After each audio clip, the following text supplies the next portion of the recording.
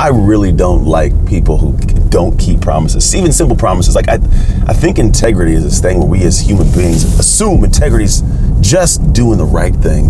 And I do not believe. I think integrity is doing what you say you're going to do, like following through. I like even small things like, I'm going to give you a call back.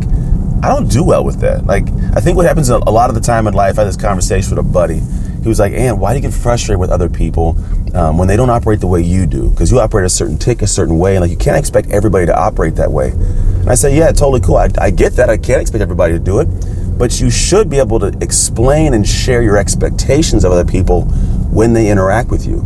Like business-wise, relationship-wise, one of the biggest things for me is realizing that a lot of people wonder why life isn't this amazing thing for them and why things are falling short. It's because you do not keep the small promises. You don't have integrity internally. I'm not saying you're a bad person. Don't get me wrong. I'm not saying you're a bad human being.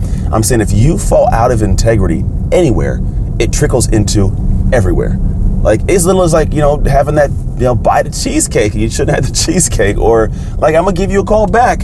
You don't call that person back, or like an unanswered email, or a conversation where you say, I'm going to be there at that time and you're late. Like, I don't even like being late by like 5 minutes. There's a lot of people in my life you could ask. I am rarely ever late. And I don't do this for them. Keep this in mind. When you keep integrity for other people, it's not for them. You're keeping integrity for you.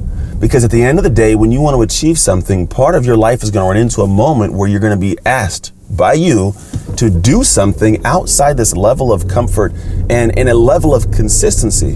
And if you will fall short for somebody else, you'll easily fall short for yourself. You'll never achieve that thing. Like, I want to make sure I go to bed every night, and before I go to bed, I look myself in the mirror, and I want you to do this exact same thing. Is you should be able to look yourself in the mirror and love and respect and have pride for that person across from you. It's known as integrity.